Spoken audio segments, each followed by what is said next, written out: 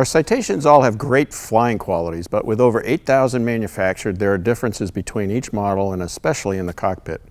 Let's see how switch location and procedures can be critically important. 396 Delta Mike, Wichita Tower, runway 19 right, fly runway heading to 5,000, winds are calm, cleared for takeoff. Runway heading to 5,000, 19 right, 6 Delta Mike, cleared for takeoff. Okay, altitude set.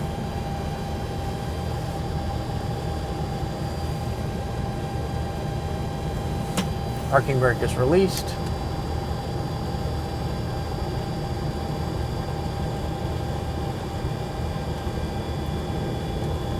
Power is set, airspeed's alive.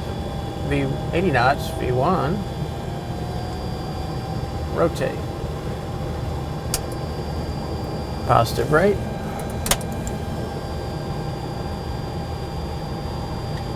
Flaps coming up. And autopilot. Going to 5,000 feet. Okay, after takeoff, checklist. Landing gear is up. Landing lights are coming off. Flaps are up. The ignition is going to normal. Whoa. Whoa. We got an electrical problem? 396 Delta Mike. Okay. Contact 5,000 feet. 3485. 396. We don't.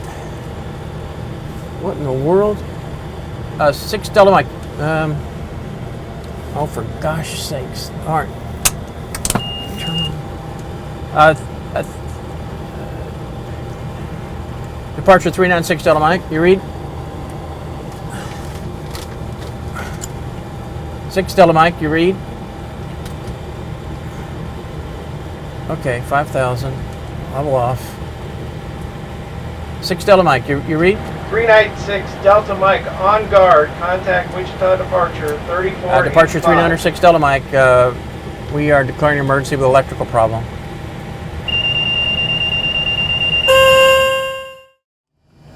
Well, that was a little too much excitement. You can see after the departure I was running the after takeoff checklist, and I merely reached up and turned off 2 important switches, thinking that I was turning off the ignition switch.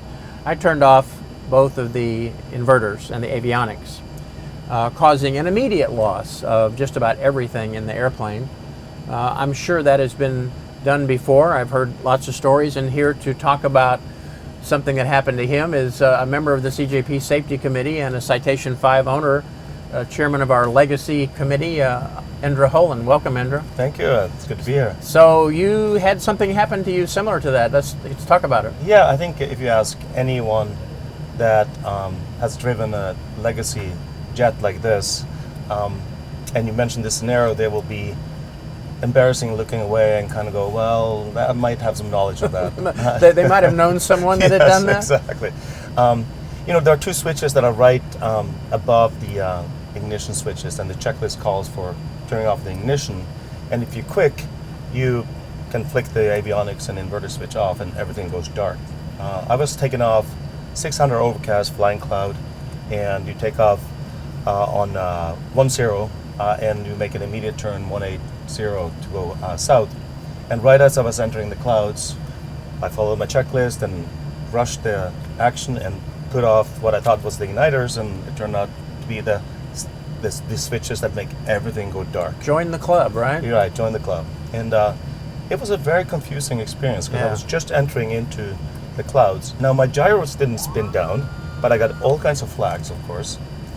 But the worst part was all my avionics, radios, flight plan, everything. Everything gone. Everything gone.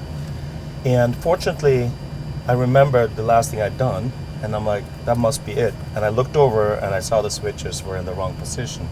Put everything back on, got the radios on, but you don't have any idea of what the flight plan is and where you are heading in the leg and so forth. So it was a very confusing experience. I wish I'd known that this was a common experience for people. Could be a serious situation too, Very if you can't. so. So how do you avoid that? What are the things that you think about? Yeah, so I had another pilot that I was flying with in my airplane do the same thing. And after that, I'm like, okay, we got to change procedure here. And first of all, what we realized and recognized is you do not have to touch ignition switches until you're at a good, safe altitude. You're not going to break the igniters. Right. And it doesn't impact your flying. So one thing to do if you're going into low IMC is just wait. You don't have to do it. Right. Secondly, the procedure we now have is we put both fingers on these switches, we wait, and we look at the label and make sure that we have the right switches, and then we switch them off. It's So it almost just takes time. Yeah, it's almost like an engine shutdown. You verify, you slowly Absolutely. move something before you yank anything. Absolutely. Nothing really has to happen Right. that fast. And Right. certainly this doesn't happen to happen. It doesn't impact your flying speed, it doesn't impact anything really. Right. Just wait.